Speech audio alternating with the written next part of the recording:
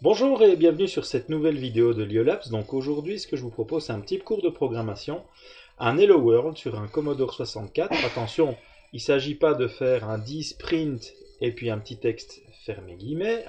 Non, ce qu'on veut, c'est pouvoir afficher un texte à n'importe quel endroit de l'écran. Donc à savoir que l'écran, si vous le savez, c'est un écran qui est composé de 40 colonnes sur 25 lignes. D'accord? Donc, ce qu'on voudrait, c'est par exemple afficher le texte à la 4e colonne, à la 5e ligne.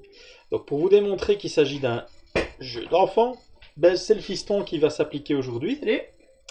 Alors, j'espère que ça va bien se passer. En tout cas, il va suivre les instructions.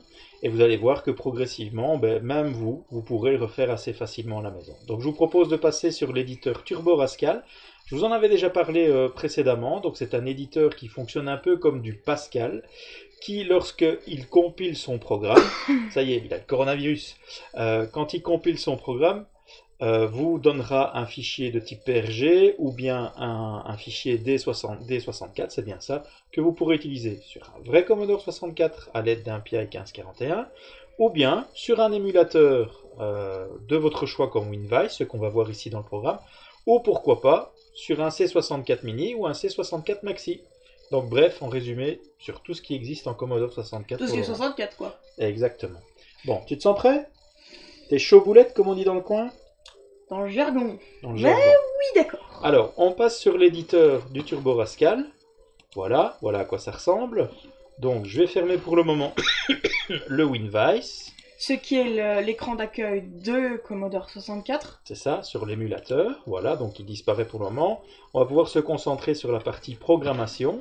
Alors, cette partie programmation, je vais expliquer en 2 mots, c'est toi qui vas t'y coller. Alors, vous avez donc la première ligne d'un texte de Commodore 64. Non, tu vas trop vite. Je voudrais bien que tu effaces ce que tu as écrit. Voilà, donc quand on a démarré un nouveau projet, attends 2 petites secondes, sois pas aussi pressé. Quand on démarre, bien. oui, d'accord. Quand on démarre un nouveau projet sur Turbo Rascal, donc en fait par défaut, il vous écrit les quelques lignes de code que vous avez là. Donc vous avez programme C64 Project. Donc globalement, programme va contenir quelque part le nom du programme que vous êtes en train d'écrire. Donc nous, on ne va pas l'appeler C64 Project, on va l'appeler Hello World. Alors, est-ce que tu veux bien remplacer C64 Project par Hello World? Alors, très important aussi à préciser, c'est que la fin d'une ligne en Turbo Pascal ou en Turbo Rascal ici doit toujours être terminée par un point virgule. Sans quoi, il n'y a pas de souci, il va vous rappeler que ça ne fonctionne pas. Hello World LD. Je suis juste pas trop sûr de l'orthographe. Ouais, c'est pas bien grave pour le moment. Alors, on termine, comme je viens de le dire, on termine par un point virgule. Ça? Voilà. Alors, un peu plus bas, on a la zone var qui va contenir les variables de notre programme. Donc, par défaut, ici, il nous définit une variable numérique qui s'appelle i et qui contiendrait la valeur 0. Pour le moment, nous, on n'en a pas besoin. Donc, tu peux prendre cette zone-là, tu peux effacer la ligne qui contient le i. On va juste avoir besoin d'une zone de texte. Alors, moi, ce que je conseille toujours quand on écrit un programme, pour le rendre un peu plus lisible, c'est d'indenter. Donc, indenter, c'est créer des petits espaces entre le début de la colonne et un peu plus loin. Donc, pour ça, tu utilises la touche Tab. Tu vois, ça décale ton curseur de quelques espaces et c'est suffisant. Donc, tu vas m'écrire une variable qu'on va appeler texte. C'est le texte qu'on veut écrire. En anglais? Texte, T-E-X-T, oui, c'est ça. Un petit espace. Et maintenant, il faut dire le type de variable dont il s'agit. Pour le moment, on lui a donné un nom. Oui, c'est ça. Mais n'oublie pas, 2 points, espace, string. Pas la petite culotte pour les femmes, bien sûr. Je ne te parlais pas de la culotte de ta petite amie. Je parle pas. On n'en parle pas? Je n'ai rien dit. Alors, maintenant, un petit espace à nouveau. Un égal. Non. Où se trouve-t-il? Normalement, je pense qu'il est là. Non, ici. Voilà. Ok, Un petit merci. égal, Je n'avais pas un petit espace. Ouvrez parenthèse. Voilà. Guillemets. Non, petite faute là. Important. Toute chaîne de caractères doit être précédée et suivie d'un guillemet. Les guillemets, tu les trouves ici. Ah d'accord. Voilà. Et tu vas écrire par exemple Liolabs. Alors, mets-le en majuscule, si tu veux bien. C'est important. dans cette partie-ci du texte, tout en majuscule. Ah, L-I-O, oui, tout en majuscule. Tout en majuscule. Je n'ai pas encore implémenté le fonctionnement des minuscules. Je sais, c'est ridicule, mais on verra ça un peu plus tard. Alors, comme je le disais, guillemets pour ouvrir, guillemets pour fermer, et fermer parenthèse. On est à la fin d'une ligne d'un Turbo Pascal, donc qu'est-ce qu'on doit mettre? Laisse-moi deviner. Ceci? Ouais, parfait, un point virgule. Tu peux passer à la ligne suivante. On a fini concernant la déclaration des variables. Oui, tu peux le laisser, c'est pas bien grave. Oh, c'est vrai. Bon, alors, dans tout programme, généralement, une fois qu'on a défini non seulement le nom, mais l'ensemble des variables qu'on va utiliser, elles vont être comprises toujours entre deux balises qui sont en Pascal, begin et end. Alors, comment on écrit ça? Bah, tu vois, c'est déjà écrit, hein. Tu as begin et end qui est begin ici. c'est le début et end c'est fin. Tu as tout compris. D'accord. Voilà. Alors, donc l'objectif au départ, on ne sait pas dans quel état se trouve ton Commodore 64 au moment où tu exécutes ton programme. Donc l'objectif fonctionnel. Ah, d'accord. Alors, par contre, ce qui est important de savoir, c'est que tu aurais pu avoir laissé des traces un peu partout sur l'écran. Tu aurais peut-être fait des essais de commandes en programmation basique, par exemple. Bref, ton écran peut contenir des caractères. Donc, ce qu'il faut faire, dans un premier temps, c'est d'effacer l'écran. Alors, effacer l'écran, sur un Commodore, on le fait à l'aide de la touche Commodore et Home. Ça efface tous les écrans. Nous, ce qu'on va faire, on va un peu tricher. On va dire, moi aussi j'ai le Corona, tu vois comme c'est contagieux. On va dire au Commodore, en fait, de remplacer tout ce qui est à l'écran par un caractère espace. Espace, il y a juste la couleur de fond qui est là, mais rien d'autre. Donc en disant, tu me remplis tout l'écran d'espace, ben, en résumé, tu effaces l'écran. Donc, en dessous du begin, tu fais un petit espace. À la fin du begin, enter. Voilà. Celui-là? Ouais. Ok. On indente à l'aide de la touche tabulation. Voilà. Alors, la commande qui s'appelle clear screen. Attention, il y a des majuscules et des minuscules, c'est important. Donc c'est C majuscule. Attends. Voilà. Comme clear. ceci. Ouais. Attention, il y a un S majuscule. Bien sûr, c'est collé. Ouais, c'est collé. Parce qu'il y a peut-être 2-3 personnes sur la vidéo qui regardent qui ne savent pas. Ouais, c'est vrai qu'un nom de commande, généralement, c'est en un seul mot. Alors, elle contient deux paramètres. Elle contient quoi? Ben, tout d'abord, le premier paramètre, ça va être ce que l'on veut faire afficher à l'espace. Il y a des mots réservés prédéfinis. Donc, key space. Voilà. Underscore, donc caractère de soulignement. Voilà. S-P-A-C-E. Donc ça veut dire, pour le Turbo Pascal, le mot-clé que tu as mis, le mot réservé key space, derrière, il sait que ça correspond à l'espace proprement dit. Alors, virgule. Espace? Oui, un petit espace si tu veux pour rendre plus lisible. Et puis tu dois dire où est-ce que tu veux le placer. Et bien donc en fait tu veux le placer dans un autre mot réservé qui est en fait l'espace mémoire prévu pour les caractères. C'est le screen char lock. Donc screen. Comme ceci? Ouais. Char, C-H-A-R, underscore, lock. L-O-C. Voilà, c'est le deuxième paramètre. Donc on ferme la parenthèse et point virgule, t'as pigé le truc maintenant. Un petit enter. Je l'avais déjà fait. Un petit enter. Celui-ci? Ouais. Voilà, tu indentes à nouveau. Un petit décalage. Tabulation, de texte. tu dis. Tabulation, ouais. Alors ce qu'on va faire maintenant, tu vas définir la couleur du texte. Alors pour la couleur du texte, c'est à nouveau une fonction clear screen qui va t'aider à le faire. Donc clear screen.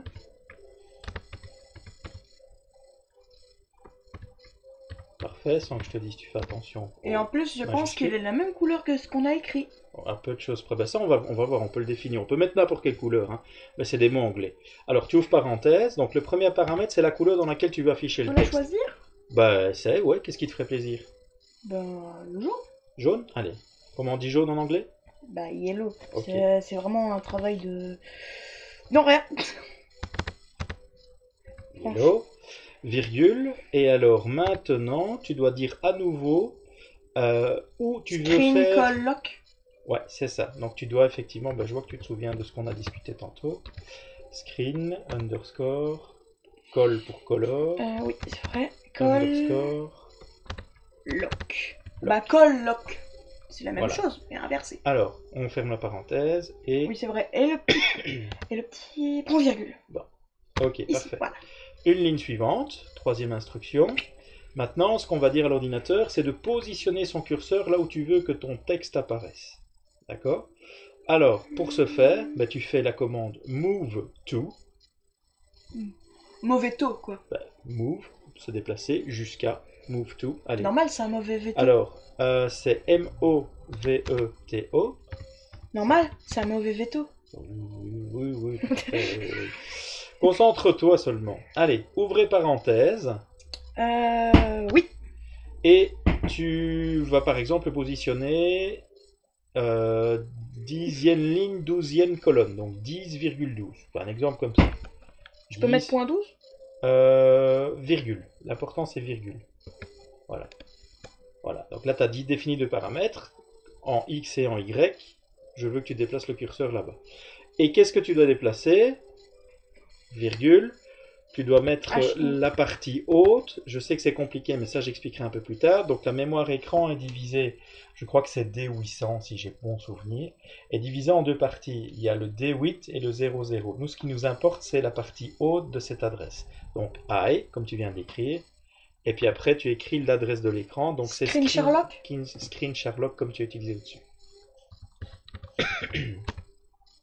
Alors, ici, le machin.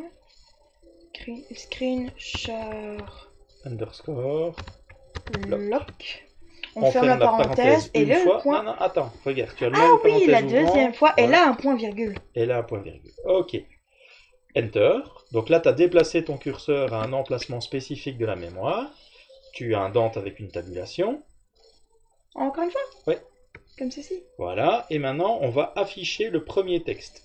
Donc, le premier texte, on va le faire par print string. Donc, afficher une chaîne. Allez, vas-y. Là, il n'y a pas de minuscule, majuscule, c'est tout en minuscule. Print string. Voilà. Ensuite, ouvrez parenthèse. La variable texte qu'on a définie tout à l'heure, pour qu'il affiche le texte liolapse, donc tu mets la variable texte. Ensuite, tu fais virgule, 0, virgule, 40. Et là, après, tu fermes La ta parenthèse. parenthèse. Et bien sûr, n'oublions jamais le Point virgule. Alors, donc une fois que ça est fait, alors on va encore avancer un petit peu dans notre programme. Donc, ouais, ça t'a bien fait. Donc, on a fait le print string, enter, passer à la ligne suivante. oui. On va maintenant devoir, on va essayer d'une autre manière. On va simplement aller nous-mêmes positionner l'adresse mémoire de l'écran pour pouvoir écrire une deuxième fois le print string, mais cette fois on choisira nous-mêmes le texte plutôt que d'utiliser une variable. Donc, comme la mémoire écran est divisée en 40 colonnes, 25 lignes, Je pense qu'il doit se souvenir de ce qu'on a dit. on va les définir la variable screen memory de manière à pouvoir positionner notre texte comme on le veut. Donc tu vas écrire screen memory. Ça c'est une adresse mémoire réservée, c'est un mot réservé qui contient au départ une valeur. Comme ceci. Voilà, alors on va lui associer, on va lui donner une valeur qui est 2 points égal. Où est-ce que tu veux me montrer? Ah là. Voilà, 2 points égal. Le screen memory qu'on va calculer va se baser sur l'adresse screen memory actuelle. Donc tu écris à nouveau screen memory. Plus 2. Ne va pas trop vite, il faut expliquer. Screen memory. Je suis un petit peu fainéant. Je peux faire Essaye, ça. essaye pour voir si ça marche. Voilà. Donc screen memory, la nouvelle variable screen memory qui est égale à l'ancienne, à laquelle on va ajouter, d'accord, 2 fois la largeur de l'écran. Screen underscore width. Donc en résumé, on va bouger de 2 rangs le curseur en faisant 2 fois l'espace de la largeur écran. Pardon. WDTH, et on est à la fin d'une. Point. Voilà, Enter. Donc ce qu'on a dit là, on a demandé à l'ordinateur, après avoir affiché le texte liolapse, de descendre 2 lignes plus bas. Qu'est-ce qu'on va faire maintenant? On va à nouveau afficher un texte, donc print string. Tu peux utiliser à la limite la commande de complétion que tu vois là. Print string, voilà. Le premier paramètre, C'est quoi ça? ben, il a déjà complété ta phrase. Donc, tu vois qu'il a mis 2 virgules, ça veut dire qu'il attend 3 paramètres. Donc, avant la première virgule, tu vas écrire un texte, cette fois première virgule. Voilà. Donc, c'est un texte, comme j'ai dit dans la variable, c'est précédé suivi par guillemets, guillemets. Donc, et on va essayer. Attends, je vais faire ceci et... Voilà, et tu vas mettre N exploding Louis. End. Ah. Exploding Louis. Ah, tu veux directement mettre X. Là, t'as plus de X. Regarde un peu ce que t'as écrit. Sur le bleu. C'est toi qui as mis ON au tout début. Oui, mais je voulais faire end en anglais. A-N-D, espace exploding. Ah ouais, d'accord. J'avais pas compris dès le début. Oui, à part que ça, c'est end, la fin d'un film. C'est pas chiant. Bah, chiant et demi à mon grand. Alors, exploding Louis. Ce qui est bien, c'est que tu n'as pas oublié que ça devait être fait en majuscule. Voilà. Normal. Okay. Je suis ton fils, donc ouais. Comment est-ce que je ne pourrais pas oublier ça? Alors, on va faire la blague, et moi je suis ton père. Oh, et il saute par la fenêtre. Voilà. Bon, alors tout ça maintenant, il va falloir Attends, compléter. Eh oui. On va faire 0,40 en question. Et puis après, on ferme ça et on fait ceci. Mais t'avais déjà fermé la parenthèse. Merde. T'es pas distrait par moment. Je ne savais pas ceci. Alors, la dernière instruction en loop, elle existe, on ne va pas la réécrire, elle est bien présente. C'est simplement pour générer une boucle infinie de fonctionnement, parce que forcément, un jeu, de manière générale, il ne faut pas que quand tu as terminé de combattre tous les vaisseaux, qu'il s'arrête et tu as le curseur qui clignote et on ne sait rien faire. Donc l'objectif, c'est que ça boucle en permanence. Alors maintenant qu'on a testé notre programme, donc on va rebalayer ensemble avec nous. Donc le programme Hello World, c'est le nom du programme qu'on lui a donné, donc soit Hello World. La deuxième zone, c'est la zone var, qui va contenir toutes les variables utiles à notre programme. On a défini une variable qu'on a appelée texte, qui contient le texte l'IOLAPS. D'accord ? Ensuite arrive le corps du programme. On a un begin et end qui balisent le début et la fin de notre programme. On lui demande d'effacer l'écran en le remplissant du caractère espace. Et ensuite, on lui demande de changer son curseur dans la couleur jaune. On lui demande de se déplacer à un endroit bien précis, 10e ligne, 12e colonne, où on va afficher quoi? À l'adresse de la screen Sherlock, on va lui afficher la variable texte que nous avons définie. On aurait pu mettre autre chose, Tartampion, ce qu'on veut, enfin voilà. Ici on a mis l'IOLAPS, and exploding Louis. J'ai une petite question. Je sais que c'est hors contexte, mais si on veut changer par exemple la première couleur, enfin faire une première couleur et faire une deuxième couleur pour les lignes, par exemple jaune et mauve, c'est possible? Oui. Il sera pour ce faire, donc en fait ce qu'il faudrait c'est faire donc le screen yellow screen call lock qui va retenir qu'on est dans la couleur jaune, se déplacer en question, afficher la première string et à nouveau ensuite par la suite faire un clear screen, par exemple red screen call lock, et là pour le deuxième texte il serait en rouge.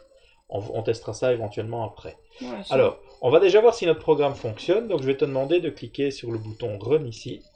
Voilà, la syntaxe fonctionne, et voilà, en jaune, l'IOLAPS and exploding Louis qui apparaît. Donc là, je dis chapeau, vous avez écrit votre premier programme en Commodore 64. Alors, bon, bah écoute, moi je te propose c'est qu'on essaye ce que tu as dit, de voir si on peut écrire le deuxième texte en rouge, donc on ferme le truc. Voilà. Alors, tu vas revenir juste après ton print string, après le point virgule du 0,40, là, donc ici. Voilà. Enter. Tu vas écrire un clear screen. Petite indentation. Ah oui. Voilà. Clear screen.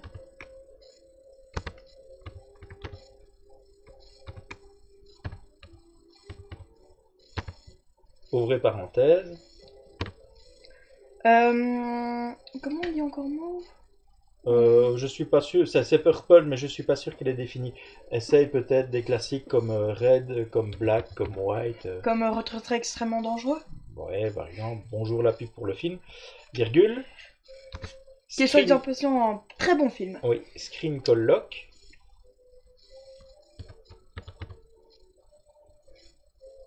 Et non, pas de chance. Screen, underscore, call. Call, et puis après encore une fois underscore, et là lock. Ouais. Oh, tu vas l'écrire ton LO. Fermez, fermez. Fermez, fermez. Fermez une fois, pardon. Oh, ouais, Voilà. t'es encore fatigué, toi. Ah bah écoute, à force de supporter toute la journée, forcément. Hein. Alors, oui, je sais ce que tu as envie de dire, mais tu ne peux pas. Il y a des gens qui vont voir cette vidéo. Allez, essaye ton nouveau Pour programme. ceux qui connaissent notre ami... Comme dans Friends. Allez, exécute ton programme pour voir ce que ça donne. Attention. Ah, tout est en rouge. Zut. Ah. Zut, flûte, flûte, zut. Ben oui, évidemment. Oui, Normal, oui, t'es oui. con. Non, mais je sais pourquoi. Je sais pourquoi. Tu peux fermer. Tu peux fermer. J'ai fermé. Parce que, en fait, pour être exact, il a écrit texte en jaune. D'accord? Il a écrit texte en jaune. Enfin, il a écrit Liolabs, pardon, en jaune. Puis, il a rebasculé tout l'écran en rouge. Et voilà pourquoi le N Exploding Louis apparaît en rouge. Et si on prenait ceci et qu'on le mettait juste en dessous d'Exploding? Donc tout ceci, essayez de le la caler dernière commande, quand tu vas refaire ton clear screen en rouge, qu'est-ce qu'il va faire? Il va réeffacer tout l'écran en rouge. Donc en fait, le clear screen, c'est bien, ça nous a permis d'apprendre quelque chose. C'est que ton clear screen, il ne définit pas la couleur de ton texte, mais il définit la couleur de l'ensemble des textes. D'accord? Donc ça veut dire qu'on pourrait écrire n'importe quel texte. Si tu fais clear screen black, même si c'est la toute dernière instruction, comme il va boucler, il va retenir que c'est en rouge. Et donc il va l'afficher Et si on veut faire rouge. par exemple rouge, noir, ainsi de suite pour le... Ah ben écoute, je te propose qu'on regarde ça pour la prochaine vidéo. Ok? Alors, on va faire un petit débrief. Donc voilà. Aujourd'hui, nous avons, grâce au fiston, pu démontrer quelque chose. C'est que vous avez l'opportunité de pouvoir déplacer votre curseur pour écrire un texte. Alors, j'ai appris quelque chose grâce à toi, c'est que le clear screen, moi je pensais qu'il définissait le curseur sur une portion d'écran et que lorsqu'on le rechangeait, il permettait de changer la couleur du curseur. À mon avis, il y a une astuce pour le faire, il faudra que je regarde un peu dans la doc. Et c'est pas la doc. La documentation. Oui, c'est vrai. Voilà. Et donc, voilà. Donc, j'espère que grâce à ça, vous aurez compris un peu le fonctionnement du Turbo Rascal. Donc, il y a plein de petites choses, plein de petites nuances à découvrir en ligne. J'espère que cette vidéo vous aura plu. J'espère que toi, ça t'aura plu de faire l'exercice avec nous. Il n'y a plus qu'une chose à vous dire, c'est que si cette vidéo vous a plu, n'hésitez pas à lâcher un petit pouce vers le haut, voire même 2, voire même 3, voire même 4. Voilà. Si vous n'êtes pas abonné, si vous n'êtes pas abonné, n'hésitez pas à vous abonner aussi. Ça nous fera très plaisir. Et alors activez aussi la petite cloche des notifications, comme ça vous serez directement averti quand une nouvelle vidéo viendra sur la chaîne. Voilà, donc je vous remercie et à très bientôt sur Liolabs. Ciao, bonsoir. Ciao.